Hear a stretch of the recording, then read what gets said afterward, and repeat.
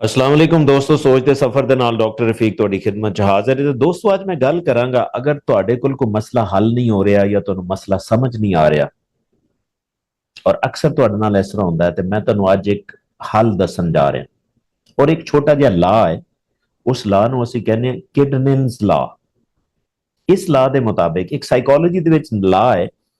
ਇਸ ਲਾ ਦੇ ਮੁਤਾਬਿਕ ਇਹ ਕਿ ਅਗਰ ਤੁਸੀਂ ਕਿਸੇ ਮਸਲੇ ਨੂੰ ਕਾਗਜ਼ ਤੇ ਲਿਖ ਲਓ ਨਾ, ਤੇ ਅੱਧੇ ਤੋਂ ਜ਼ਿਆਦਾ ਮਸਲਾ ਹੱਲ ਹੋ ਜਾਂਦਾ।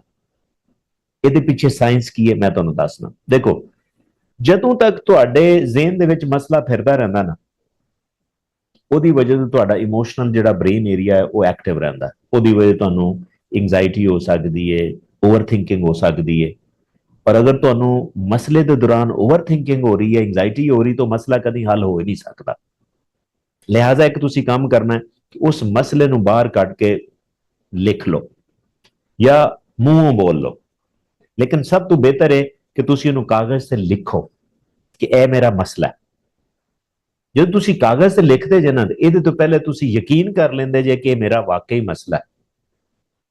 ਔਰ ਇਹਦੀ ਵਜ੍ਹਾ ਤੋਂ ਹੁੰਦਾ ਕੀ ਹੈ, ਜਦੋਂ ਤੁਸੀਂ ਕਿਸੇ ਚੀਜ਼ ਨੂੰ ਐਕਸੈਪਟ ਕਰਦੇ ਜੇ ਔਰ ਲਿਖ ਲੈਂਦੇ ਜੇ ਕਿ ਵਾਕਈ ਇਹ ਮੇਰਾ ਮਸਲਾ ਹੈ, ਫਿਰ ਤੁਹਾਡਾ ਦਿਮਾਗ ਜਿਹੜਾ ਇਮੋਸ਼ਨਲ ਬ੍ਰੇਨ ਏਰੀਆ ਨਾ, ਉਹ ਠੰਡਾ ਹੋਣਾ ਸ਼ੁਰੂ ਹੋ ਜਾਂਦਾ ਹੈ, ਤੇ ਲੌਜੀਕਲ ਜਿਹੜਾ ਬ੍ਰੇਨ ਏਰੀਆ ਉਹ ਐਕਟਿਵ ਹੋਣਾ ਸ਼ੁਰੂ ਹੋ ਜਾਂਦਾ ਹੈ।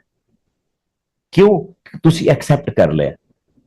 ਔਰ ਐਕਸੈਪਟ ਕਰਨ ਤੋਂ ਬਾਅਦ ਫਿਰ ਉਹਦਾ ਉਹ ਹੱਲ ਲੱਭਣ ਲੱਗ ਜਾਂਦਾ, ਤੁਹਾਨੂੰ ਸਿਰਫ ਹੱਲ ਚ ਪਾ ਦਿੰਦਾ ਕਿ ਇਹਦਾ ਹੱਲ ਕੀ ਹੋ ਸਕਦਾ ਹੈ।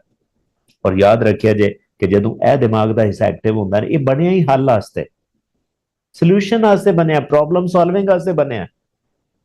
ਔਰ ਤੁਹਾਨੂੰ ਉਸ ਮਸਲੇ ਦਾ ਹੱਲ ਕਿਸੇ ਨਾ ਕਿਸੇ ਤਰ੍ਹਾਂ ਦੱਸਣਾ ਸ਼ੁਰੂ ਕਰ ਦੇਗਾ, ਤੁਹਾਨੂੰ ਆਈਡੀਆਜ਼ ਆਣਾ ਸ਼ੁਰੂ ਹੋ ਜਾਣਗੇ। ਔਰ ਉਹਦੇ ਨਾਲ ਇੱਕ ਹੋਰ ਬ੍ਰੇਨ ਏਰੀਆ ਐਕਟਿਵ ਵੀ ਹੋ ਜਾਂਦਾ, ਜਿਹਨੂੰ ਅਸੀਂ ਰੈਸ ਕਹਿੰਦੇ ਆ, ਰੈਟੀਕੂਲਰ ਐਕਟੀਵੇਟਿੰਗ ਸਿਸਟਮ। ਉਹ ਤੁਹਾਨੂੰ ਪਤਾ ਕੀ ਕਰਦਾ, ਉਹ ਹੱਲ ਤੇ ਤੁਹਾਨੂੰ ਮਿਲ ਰਿਹਾ, ਲੇਕਿਨ ਹੱਲ ਦੇ ਨਾਲ ਉਹ ਆਪਸ਼ਨ ਵੀ ਦੇਗਾ ਕਿ ਇਹ ਇੰਜ ਵੀ ਹੱਲ ਹੋ ਸਕਦਾ, ਇੰਜ ਵੀ ਹੋ ਸਕਦਾ, ਇੰਜ ਵੀ ਹੋ ਸਕਦਾ। ਫਿਰ ਅਗਲਾ ਹੱਲ ਇਹ ਵੀ ਦੇਗਾ ਕਿ ਤਿੰਨ ਚਾਰ ਜਿਹੜੇ ਤੁਹਾਡੇ ਕੋਲ ਉਹਨੇ ਹੱਲ ਦਿੱਤੇ ਨੇ ਨਾ, ਉਹਦੇ ਚੋਂ ਬੈਸਟ ਹੱਲ ਕਿਹੜਾ, ਤੁਸੀਂ ਉਹਦੇ ਤੱਕ ਵੀ ਪਹੁੰਚ ਜਾਓਗੇ। ਇਹ ਤਰੀਕਾ ਤੁਸੀਂ ਜ਼ਰੂਰ ਅਜ਼ਮਾ ਕੇ ਦੇਖੋ। ਅਗਰ ਤੁਸੀਂ ਵੀ ਕਿਸੇ ਮਸਲੇ 'ਚ ਫਸ ਜਾਂਦੇ ਜੇ, ਇਹ ਜ਼ਰੂਰ ਟਰਾਈ ਕਰੋ, ਇਨਸ਼ਾਅੱਲਾ ਤੁਹਾਨੂੰ ਫਾਇਦਾ ਹੋਏਗਾ। ਲੇਕਿਨ ਫਿਰ ਵੀ ਤੁਹਾਡਾ ਕੋਈ ਕੁਐਸਚਨ ਹੋਏ ਤੇ ਕਮੈਂਟ ਸੈਕਸ਼ਨ ਜ਼ਰੂਰ ਮੈਂਸ਼ਨ ਕਰੋ, ਇਨਸ਼ਾਅੱਲਾ ਉਹਦਾ ਮੈਂ ਜਵਾਬ ਵੀ ਦਿਆਂਗਾ, ਹੋ ਸਕਿਆ ਤੇ ਵੀਡੀਓ ਵੀ ਬਣਾ ਦੇਵਾਂਗਾ। ਜਜ਼ਾਕ ਅੱਲਾਹ।